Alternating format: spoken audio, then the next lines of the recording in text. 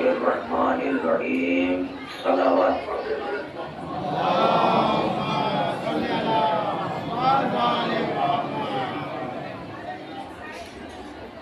حاضرین مجلس، ماتم داران سرکار سید الشہداء شہزادی سلام اللہ علیہ کی بارگاہ میں آپ تشریف فرما ہیں اور شب بیداری کے عنوان کی یہ مجلس روز برآمد ہونے والا ہے۔ تعمیل حکم میں آواز گرفتار ہونے کے باوجود برادران کی اور بانیان کی محبتوں کا مفروض خود کو سمجھتے ہوئے عالم حاضری کا شرف حاصل کر رہا ہے، اور گزارش آپ سے یہ ہے کہ جتنے بھی لمحات ہماری آپ سے گفتگو ہو بسا حضرات متوجہ ہو کے سماعت فرما لیں، اور سہمت نہ ہو تو تھوڑا تھوڑا سا آگے سمٹ کے ہے کہ من ماتا ولم یعرف امام زمانے ہی فقط ماتا مدت الجاہلیہ، جو بھی زمانے کے امام کی معرفت کے بغیر مر جائے وہ جاہلیت کی موت مرا۔ اس حدیث کو کم از کم تمام نوجوانوں کو اپنے اذان عالیہ میں محفوظ رکھنا چاہیے، اور گاہے بگاہے اس پر غور و فکر کرتے رہنا چاہیے کہ جو بھی سب کے لیے ہے، جو بھی زمانے کے امام کی معرفت کے بغیر مر جائے وہ جاہلیت کی موت مرا۔ معرفت کے لیے ضروری ہے علم کا ہونا۔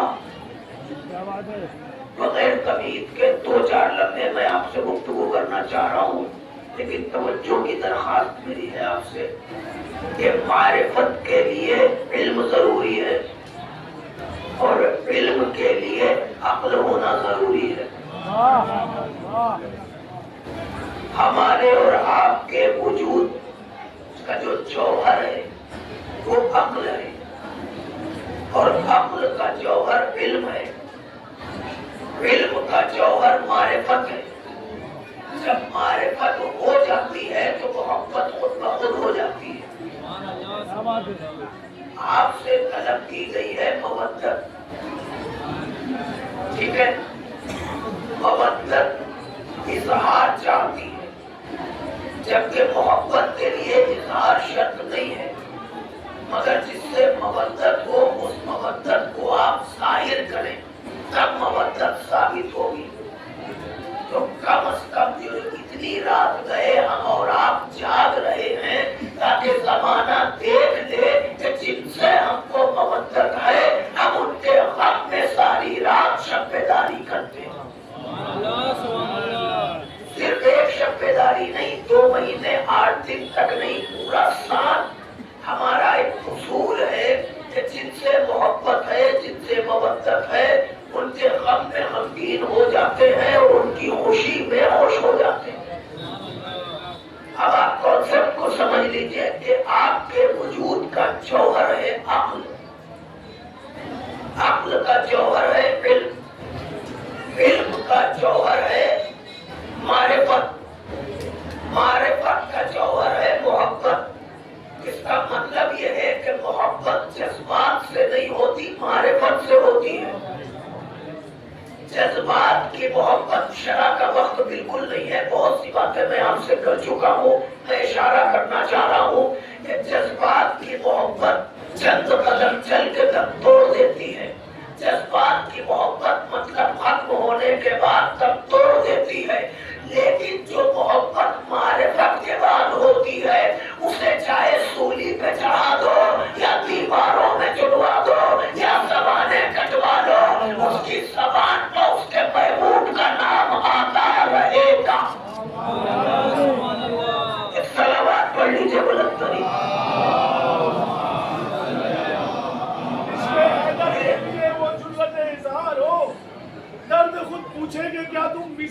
अम्मार हो। एक ही जुमला है काफी हक समझने के लिए, या अली कहने का मतलब है कि इज्जतदार हो। नारा हैदरी,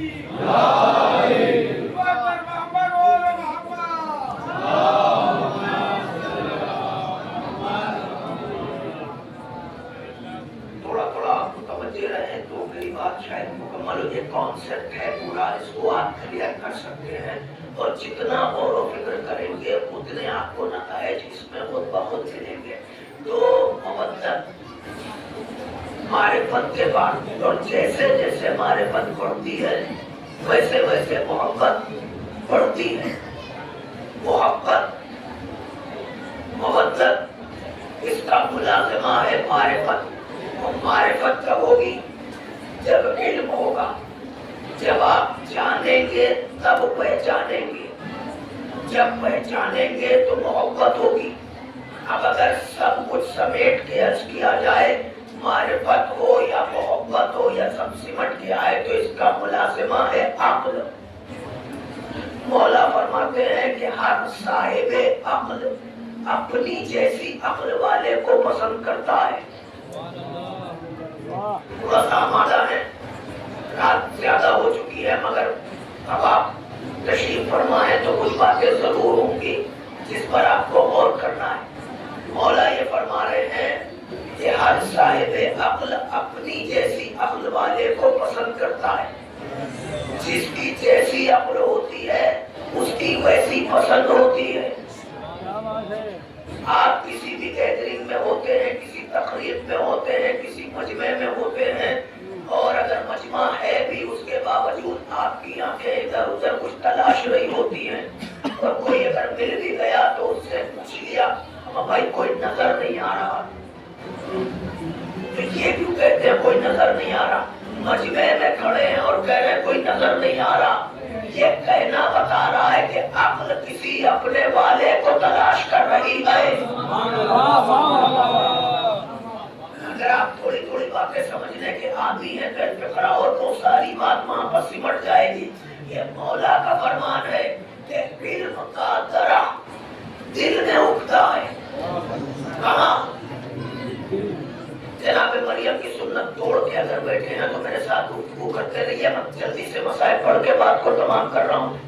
इल्म का दरख्त कहाँ उगता है? दिल में। मौला फरमाते हैं इल्म का दरख्त दिल में उगता है और उसका फल ज़बान पर आता है। ठीक, तो जब इल्म बढ़ेगा तो मारिफत बढ़ेगी, जब मारिफत बढ़ेगी तो मोहब्बत बढ़ेगी। इसका मतलब यह है कि इनकी मोहब्बत में किसी को मजबूर ना किया जाए कि जितना हम चाहते हैं उतना ही तुम भी चाहो, उतना ही तुम भी मानो। जिसके सर्फ में जितनी गुंजाइश होगी उसे उतनी मोहब्बत होगी। इनकी मोहब्बत में सब एक दर्जे पर नहीं रह सकते। हमने तो सुन के और पढ़ के सीखा है, जिन्होंने अपनी आंखों से अली की ज़ियारत की है, जब वो एक दर्जे पर न रहे, कोई 8वें दर्जे पर, कोई 9वें दर्जे पर, कोई 10वें दर्जे पर, तो जिसके सर्फ में जितनी गुंजाइश थी उसने उतना ले लिया।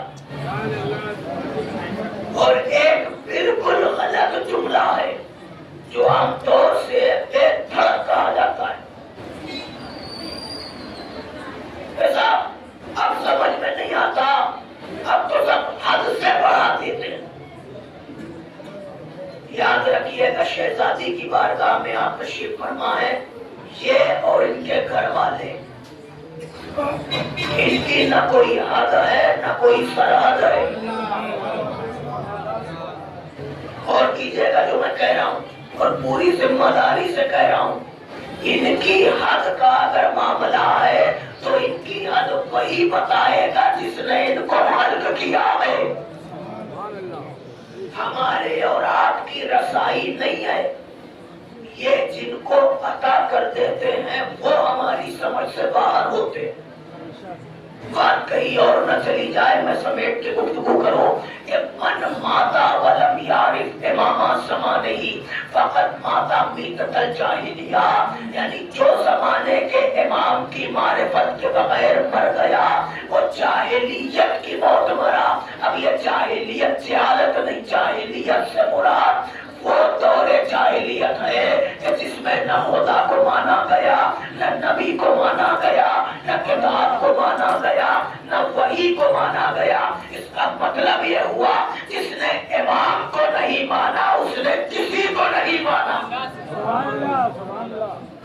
اور فرمایا آپ نے جس نے امام کو نہیں مانا، نہیں پہچانا، اس نے کسی کو نہیں پہچانا، نہ رسول کو پہچانا نہ خدا کو پہچانا۔ اب اس طرف سے وہ حدیث دہرا لیجئے کہ لا الہ الا اللہ اس وقت تک فائدہ نہیں دیتا جب تک بلا فصل محمد رسول اللہ نہ کہا جائے، اور محمد رسول اللہ اس وقت تک فائدہ نہیں دیتا جب تک بلا فصل علی ولی اللہ۔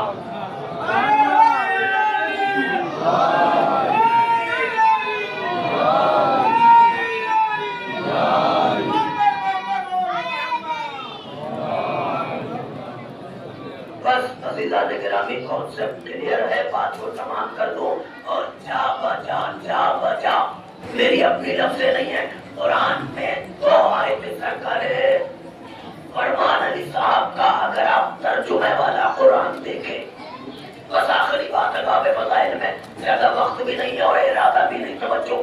فرمان علی صاحب نے سورہ مبارکہ نحل اور سورہ مبارکہ انبیاء ان دونوں میں ایک لفظ کی تبدیلی کے ساتھ یہ آیتیں موجود ہیں، اور ان دونوں سوروں میں سے کسی ایک کے حاشیے پر ایک واقعہ لکھا ہے، اور میں سمجھتا ہوں کہ اس وقت اگر وہ واقعہ پڑھ دیا 2 منٹ بھی نہیں لگے گے، اگر مجلس جو ہے وہ مکمل ہو جائے گی۔ اور سے سنیے گا، صلوات پڑھ لیجیے بلند بھائی۔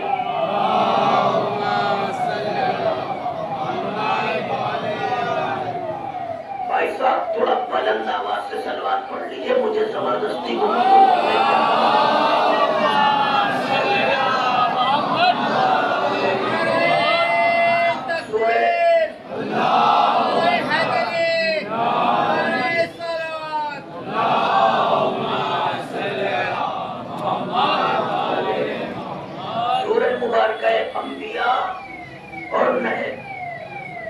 اللہ کے نبی تشریف فرمائے اور آپ بیان فرما رہے ہیں، لوگ چاہنے والے بیٹھے، تو آپ نے ارشاد فرمایا کہ تم میں سے نمازی ہیں، روزے دار ہیں، پرہیزگار ہیں۔ ایک لفظ خالی حضور ختم مرتبہ کا پورے کانسیپٹ کو کلیئر کر رہا ہے، توجہ کیجئے گا۔ تم میں سے کسے گفتگو ہو رہی ہے؟ وہ شب رسالت کے پروانے جو حضور پر زبانی جان خوب فدا کرتے تھے۔ یہ لفظ میرا اپنا ہے بھائی، زبانی جان خوب فدا کرتے تھے، جب وقت پڑتا تھا تو بلانے پر بھی نہیں آتے تھے۔ تو فرما رہے ہیں کہ تم میں سے نمازی ہیں، روزے دار ہیں، پرہیزگار ہیں، مگر تمہاری اکثریت منافقین کی ہے۔ لطف آیا آپ کو؟ اکثریت منافقین کی ہے۔ اب سب متوجہ ہو گئے، یا رسول اللہ نمازی، روزے دار، منافق کیوں؟ کہا کہ تم میں سے اکثر وہ ہیں جنہوں نے اپنے زمانے کے امام کو نہیں پہچانا۔ اور فرمایا آپ نے، اب ایک بات میں کہہ سکتا ہوں، آپ لوگ ممبر پر سنتے ہیں تو میں کہنے کا حق رکھتا ہوں۔ اللہ کے نبی نے فرمایا نمازی ہیں، روزے دار ہیں، پرہیزگار ہیں، مگر منافق ہیں۔ اس کا مطلب یہ تو طے ہو گیا نا، نماز پڑھتے ہیں مگر منافق ہیں، روزہ رکھتے ہیں مگر منافق ہیں۔ تو پہلے یہ طے کرو کہ منافق جنت میں جائے گا کہ دوزخ میں۔ سوچنا، میرے جانے کے بعد سوچ لینا، تو فیصلہ تمہیں کرنا ہے۔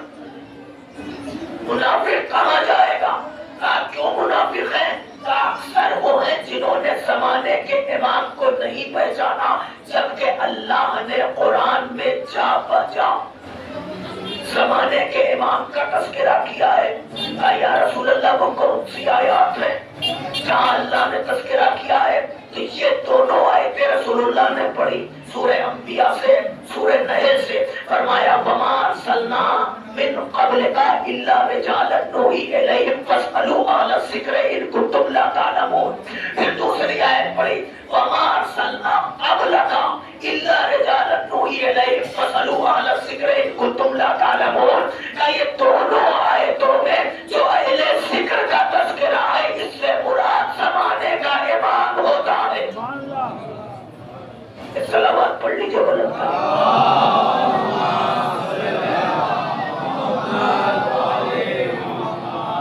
اور فرمایا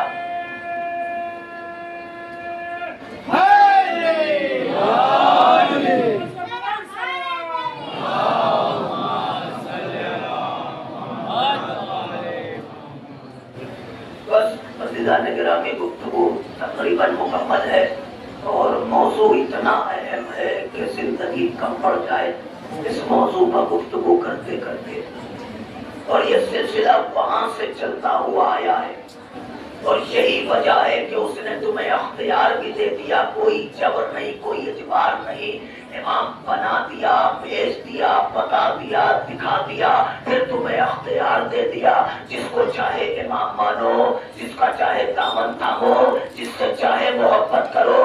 ابھی تم آزاد ہو مگر کہہ دیا محشر کے لیے یوم ندعو کل اناس بامامہم. میں بلاؤں گا محشر میں اسی کے ساتھ جس کو تم نے امام مانا ہے. بلاؤں گا اسی کے ساتھ. جبر نہیں ہے تم آزاد ہو. عقل دے دیا فیصلہ تمہیں کرنا ہے اور اتنا اہم موضوع ہے کہ بلاؤں گا اسی کے ساتھ جس کو تم نے امام مانا ہے. تو جب بلایا جائے گا امام کے ساتھ تو یہ بھی فیصلہ کن بات ہے کہ امام کے ساتھ بلائے گا تو جیسا امام ہوگا ویسا انجام ہوگا. صلوات پڑھ لیجیے بلند پسندیدہ گرامی. آواز بہت گرفتا ہے. بات تمام ہو گئی. نوجوانوں تک بات منتقل ہو چکی ہے. بس حق مجلس کوشش کریں کما حق ہو نہ صحیح مگر اپنے حصے کا ثواب تو لینا ہے. وہ ہے ذکر مسائل. مسلسل آپ حضرات مصروف عزا ہیں. شہزادی آپ کی عزا کو قبول فرمائیں. شہزادی اس بات کی توفیق ہمیشہ ہم سب کے شامل حال رہے کہ ہم ان کے لال کی عزاداری پرخلوص نیت سے کریں. کیونکہ جیسا بی بی نے سوال کیا تھا اس کے جواب میں ہم سب کھڑے اترے. جو بابا سے پوچھ رہی تھی کہ بابا یہ تو بتاؤ روئے گا کون؟ بابا آپ تو ہوں گے نہیں. ابل حسن بھی نہ ہوں گے. میرا بیٹا حسن بھی نہیں ہوگا. تو پھر میرے حسین کو روئے گا کون؟ عشرہ اربعین تمام ہو رہا ہے. سال بھر آپ انتظار کرتے ہیں. کیا خوش نصیبی ہے اپنے اپنے گھروں سے چلے سفر کی صعوبتوں کو برداشت کرتے ہوئے آپ حسین ٹیکری کی سرزمین تک آ گئے. اور یہ بھی یقین ہے کہ پرسہ دینے کے بعد انشاءاللہ سب اپنے اپنے گھروں کو خیر و عافیت سے پہنچے. لیکن جو قافلہ 28 رجب کو مدینے سے چلا تھا وہ کربلا میں آ کے ایسے لٹا کہ وہ قافلہ مدینے جو پہنچا ہے تو جو پہنچے ہیں نہ وہ مطمئن ہیں یا جنہوں نے استقبال کیا ہے وہ مطمئن ہیں. ایسے سیاہ پرچم لہرائے گئے، اس طرح سے اہل مدینہ کو خبر دی گئی۔ آپ کو تو پتا ہے نا کہ حسین کی ایک بیٹی مدینے میں انتظار کر رہی تھی۔ جب مدینے سے قافلہ چلا تھا تو امام بس جلوس برآمد ہوگا، مجھے اس کا خیال ہے، مگر دو چار فکرے کم سے کم آنکھیں نم ہو جائے جو حق مجلس ہے۔ میں نے یہ روایات دیکھی کہ جب جناب امام حسین علیہ السلام نے فہرست بنائی ہے اور علی اکبر کو دیا، جاؤ میرے لال گھر میں سب کو اطلاع کرو کہ سامان سفر کی تیاری ہو۔ توجہ ہے آپ کی؟ تو وہ فہرست لے کے جناب علی اکبر اپنی پھوپھی کے پاس آئے اور ایک ایک کا نام پڑھ پڑھ کے سنا رہے ہیں کہ بابا نے یہ فہرست تو یہ لکھا ہے روایت نے کہ علی اکبر کے پہلو میں وہ بہن کھڑی ہے، اور جیسے جیسے علی اکبر پڑھ رہے ہیں سغرا ساتھ ساتھ ہے، اور سغرا کی نظریں علی اکبر کے چہرے پر ٹکی ہیں۔ خیال یہ آ رہا ہے کہ بھیا اب میرا نام پکاریں گے، بھیا اب میرا نام لیں گے، فہرست میں اب میرا نام آئے گا، مگر فہرست مکمل ہو گئی۔ تب سغرا نے پوچھا بھیا میرا نام نہیں دیا؟ علی اکبر خاموش ہے کہ بھیا مجھے یقین نہیں آتا، ذرا فہرست مجھے دے دو۔ جناب سغرا نے اپنے ہاتھ میں فہرست لی اور پڑھنا شروع کیا۔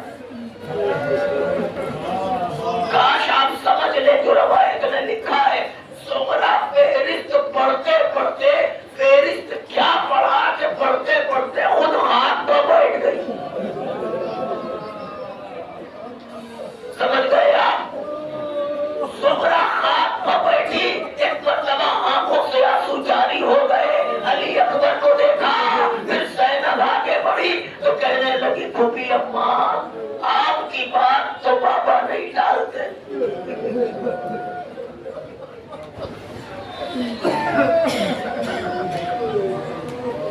اب آپ کو یاد آیا کہ قافلہ جب چلا گیا اور کربلا میں حسین جب اس منزل پائے، مقتل میں آئے حسین، کیا دیکھا کہ جوان لال ہے، ایڑیاں رگڑ رہا ہے۔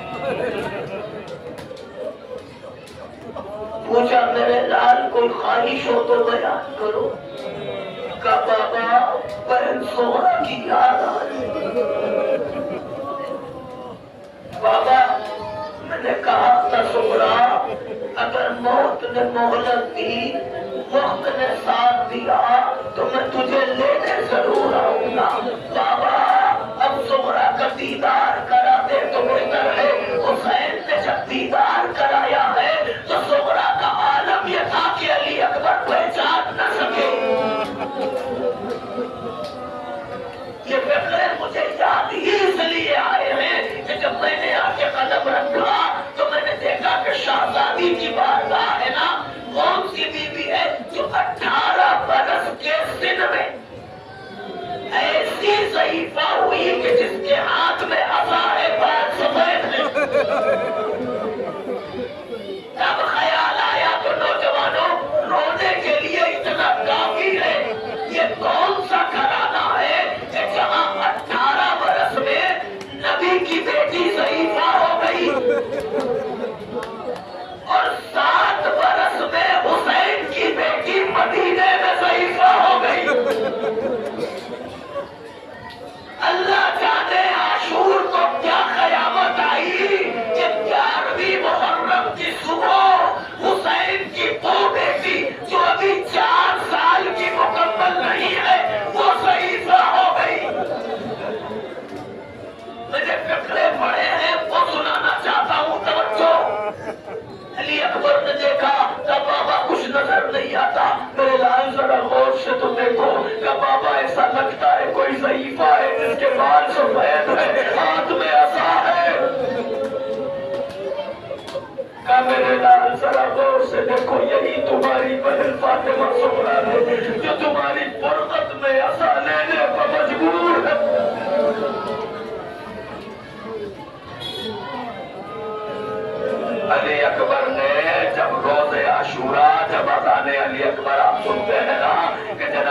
علی اکبر نے جب اذان دی تو ایک مرتبہ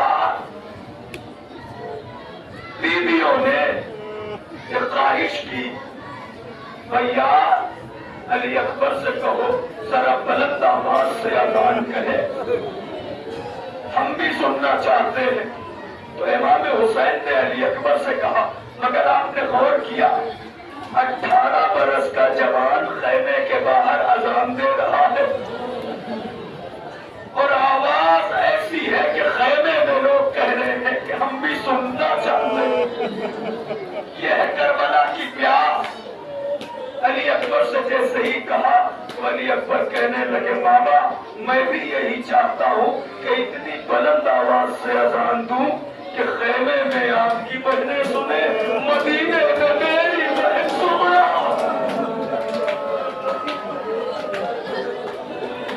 حسین نے اعجاز امامت کا ہاتھ علی اکبر کے چہرے پر پھیرا۔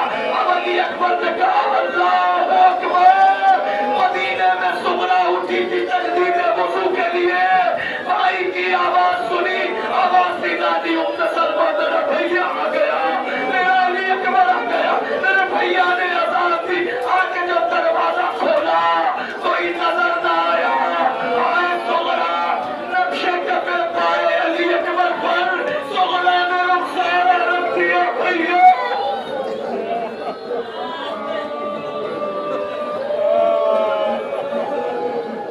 اجرکم اللہ، اللہ ان آوازوں پر نزول رحمت کرے، تمام کر دوں۔ مگر نوجوانوں سنو، 11ویں محرم کی صبح حسین کی یتیمہ جب قافلہ چلنے لگا نا تو دیکھا کہ سکینہ کہاں ہے، تو سکینہ اپنے بابا کے لاشے سے لپٹ کے کہہ رہی تھی، بابا میں نے لوریوں میں سنا ہے آپ لوریاں دیتے تھے نا کہ ہماری دادی 18 برس کے سن میں ضعیفہ ہو گئی تھی۔ بابا آپ ہی نے تو بتایا ہے نا کہ ہماری جدہ اللہ کا سہارا دے کے چلتی تھی۔ اللہ جانے ابھی ایک رات گزری ہے شام غریبہ، 11ویں محرم کو سکینہ کہہ رہی، بابا آپ کہتے تھے نا کہ دادی کے بال سفید ہو گئے تھے۔ اب بیٹی کہہ رہی ہے، بابا ذرا ایک مرتبہ اٹھ کے اپنی سکینہ کو بابا ایک مرتبہ اٹھ کے اپنی سکینہ کو دیکھو، اور بابا اتنا بتا دو اب سکینہ کس کے سہارے چلے؟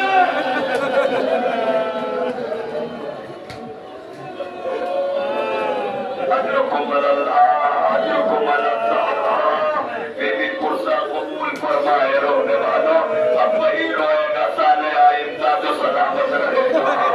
شہزادی کی بارگاہ ہے تمہاری خوش قسمتی ہے، بی بی کا ارمان تو بابا روز روئے گا۔ بی بی کو جواب دو، یہ چاہنے والے آئے ہیں، شہزادی پرسا قبول کیجئے۔ جلوس برآمد ہوگا، آپ حضرات زیارات سے مشرف ہوں گے۔ بات کو تمام کر دوں، بات یاد آ رہی ہے جلوس کے عنوان سے، اور بات کو تمام کر دوں۔ یہ واقعہ ہے اور سرکار علامہ ضمیر اختر صاحب نے بھی اس کا ذکر تفصیل سے کیا ہے۔ میں آپ سے صرف اختصار کے ساتھ تاکہ تعارف ہو جائے اور مجلس تمام ہو جائے، حکم ہے کہ جلوس آئے گا۔ جلوس جب برآمد ہوتا ہے تو آگے آگے پرچم ہوتا ہے۔ میں سمجھتا ہوں کہ کچھ پڑھنے کی ضرورت نہیں۔ واقعہ یوں ہے کہ جب کینیڈا کا سفیر ہندوستان آیا تھا اور اس کے آنے کے اس پیریڈ میں عاشورہ پڑ گیا، 10ویں محرم، اس کی زوجہ بھی اس کے ساتھ تھی۔ تو جب جلوس برآمد ہوا تھا تو باقاعدہ ان لوگوں نے، تمام زیارت کرنے والے ہوتے تو وہ بھی کھڑا تھا، تو اس کی زوجہ نے پوچھا یہ ہے کیا، یہ مجھے بتایا جائے تاکہ میں اسے اپنی ڈائری میں نوٹ کروں، لکھوں۔ تو اس کو لوگوں نے بتایا کہ یہ جلوس ہے ان شہداء کی یاد میں جو کربلا میں بھوکے اور پیاسے شہید کر دیے گئے. توجہ ہے آپ کی؟ تو میں یہ جلوس میں جو تبرکات ہیں اس کو پوچھا اس نے کہ آگے آگے جب علم کو دیکھا تو کہا یہ کیا ہے؟ تو بتایا گیا یہ پرچم اسلام ہے. حسین کے لشکر کا ایک علم بردار تھا, یہ علم اس کے ہاتھ میں تھا. پانی بند کر دیا گیا تھا, وہ علمدار پانی لینے گیا تھا تو فوج جفاکار نے اسے گھیر کے اس طرح سے ذبح کیا کہ اس کے بازو بھی قلم ہو گئے, سر بھی زخمی ہو گیا, آنکھ میں تیر بھی لگا. اس نے اسے تحریر کر لیا. علم کے پیچھے سلجنا اکرامہ. جب یہ رامان کو دیکھا تو کہا یہ گھوڑا کس لیے ہے؟ کہا یہ اس وفادار سواری کی شمیر ہے جس پر حسین سوار ہو کے گئے تھے. یہ حسین کے گھوڑے کی شمیر ہے. ایک فقرہ اور یاد آیا, میں عرض کروں آپ کے سامنے. اور یہ وہ شمیر ہے کہ جب حسین قتل ہوئے تو خبر شہادت خیمے تک لے کے آیا تھا, پیشانی پر خون حسین بن کے. اور جب زہرا کلال گھوڑے سے زمین پر آیا تو یہ چاروں طرف سے امام حسین کو حصار میں لیے ہوئے تھا. اس وقت بھی یہ گھوڑا اپنے سوار سے سیحا کر رہا تھا, بار بار کہہ رہا تھا مولا اجازت دے دیجئے میں آپ کو اپنی پشت پر سوار کر کے اتنی دور لے کے چلا جاؤں کہ ان کا سایہ بھی نہیں پہنچ سکتا. مولا اگر آپ اجازت دے دیں تو میں آپ کے نانا کے مدینے آپ کو پہنچا دوں, اگر آپ اجازت دیں تو میں آپ کے بابا سے ملا دوں. حسین منع کرتے رہے, نہیں اسبے بابا ہماری آخری جگہ یہی ہے, یہی ہمیں تباہ ہونا ہے. ایک سواری آپ نے دیکھی, چوتھے امام میں دنیا سے گزر گئے تو امام محمد باقر سے کسی نے پوچھا مولا یہ بتائیے آپ کے بابا گزر گئے, آپ کے بابا کی سواری نہیں نظر آتی, آپ کے بابا کا رہوار کہاں ہے؟ آؤ میرے ساتھ. مولا اسے لے کے جنت البقیع میں آئے تو کیا دیکھا, مولا کی سواری مولا کی قبر پر سر پٹک پٹک کے اپنی جان دے رہی. اور ایسا ہی ہوا کہ اس نے اپنی جان دے دی تو لوگوں کو حیرت ہوئی, مولا اتنی وفاداری, آخر کوئی خاص وجہ تھی کہ اتنا وفادار؟ تو مولا نے فرمایا پانچویں امام نے کہ میرے بابا نے اس پر ساری زندگی سواری کی مگر اسے کبھی بھی ایک چابک بھی نہیں مارا. کچھ یاد آیا آپ کو؟ یعنی ایک چابک بھی نہیں لگایا اپنی سواری کو. ارے اللہ جانے امت محمد کو کیا ہو گیا تھا کہ جس امام نے اپنی سواری کو چابک نہ لگایا ہو اس امام کو کربلا سے شام تک اتنے تازیانے مارے کہ محمد باقر نے جب غسل کے لیے لباس اتارا تو اشکوں کے گر گئے.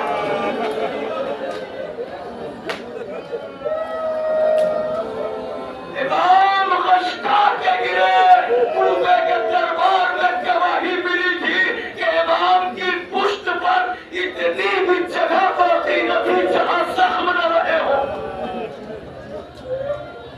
رہبار کا تعارف کرایا گیا, اس نے وہ بھی لکھ لیا. پھر اس کے پیچھے شبیہ تابوت. پوچھا کہ یہ کیا ہے؟ کہا یہ اس جنازے کی جو نہ اٹھ سکا اس کی شبیہ بنائی گئی, اس کی تعظیم و تکریم ہوتی ہے. توجہ ہے آپ کی؟ بہت وقت میں نے لے لیا, ابھی ارادے تو اور بھی تھی, کچھ باتیں ذہن میں تھی, بہرحال بات کو تمام کر دوں کہ یہ وہ جنازہ جو نہ اٹھ سکا. آپ کو یاد ہے غلام ترکی جب یزید کے محل میں اس نے ملازمت کی اور امام حسین کے سر کو لے کے آیا تھا, مولا سے نجف میں وعدہ کیا تھا نا کہ سید سجاد کو بابا کا سر نہیں ملا, تو ایک مرتبہ جب وہ لے کے آیا تھا راستے میں عیسائی قافلہ ملا. پھر جب یہ قافلہ آگے بڑھا تو اللہ نے حکم دیا کیا تھا کہ حسین کا جنازہ نہیں اٹھا، آج سر حسین کو شکل جنازہ جا رہا ہے۔ انبیاء تم بھی چلے جاؤ، جنات تم بھی چلے جاؤ، ملائکہ تم بھی چلے جاؤ۔ اور یہ کہتے ہوئے ادریس و الیاس نے کہا تھا اے غلام ترکی یہ سر مجھے دے دے، کہا نہیں نہیں میں نے علی سے وعدہ کیا ہے، اب یہ سر میں اپنے مولا کے ہاتھوں میں دوں گا۔ دہلی سے نجف پہ قدم رکھا، مولا کو سلام کرتے ہوئے علی کی قبر شگافتہ ہوئی تو ہاتھ برآمد ہوئے۔ تو یہ شفیع تابوت کیا ہے؟ نہ اس جنازے کی شفیع تو نہ اٹھ سکا۔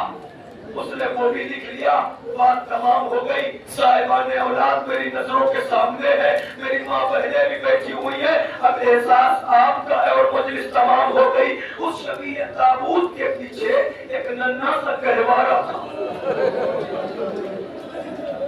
ایک ننھا سا گہوارہ۔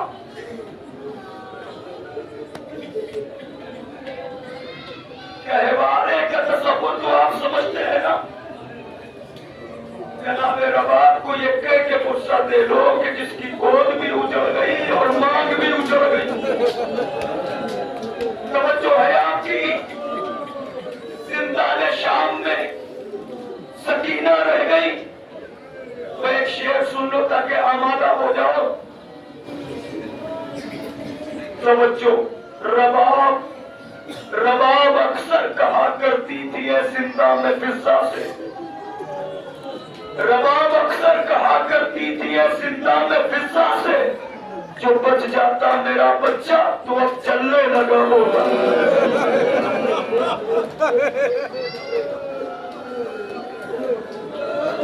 جو بچ جاتا میرا بچہ تو اب چلنے لگا ہوگا۔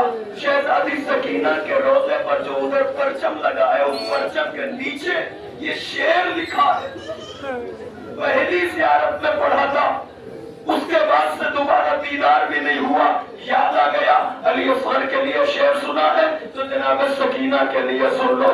بابا سے بچھڑی تھی، باپ کے سینے پہ سوتی تھی، باپ کا سینہ نہ ملا تو سکینہ کو نیند کیسے آئے؟ توجہ، اور پورا سفر طے کر کے یہ بچی زندان میں آ گئی، تو زندان میں اب سکینہ کا مشغلہ کیا ہے؟ توجہ، صاحبان اولاد متوجہ ہو کے سنیں، زندہ میں بس یہی تھا سکینہ کا مشغلہ،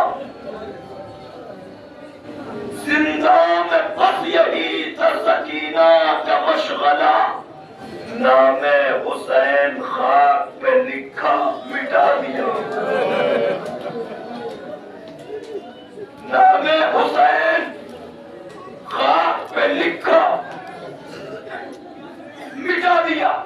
زحمت تمام ہو گئی، اور جب گہوارے پر نظر گئی تو اب وہ بھی یہ کہہ رہی ہے کہ یہ بتاؤ یہ تو لگتا ہے کسی بچے کا گہوارہ ہے۔ کہا بی بی تم نے صحیح کہا، یہ اس بچے کا گہوارہ ہے جو کربلا میں 6 مہینے کا تھا۔ بس اتنا سنا تو اسے یہ بات سمجھ میں وہ یقین نہیں حاصل کر پا رہی تھی کہ کربلا میں امام حسین کا ایک بیٹا 6 مہینے کا ہوا تھا، وہ بچہ پیاسا تھا، اس کے لیے امام حسین نے پانی کا سوال کیا۔ وہ بی بی سنتی رہی، سنتے سنتے کہتی ہے اے بھائی اب یہ نہ کہنا کہ وہ بچہ بیمار آ گیا، اب یہ نہ کہنا کہ وہ بچہ بیمار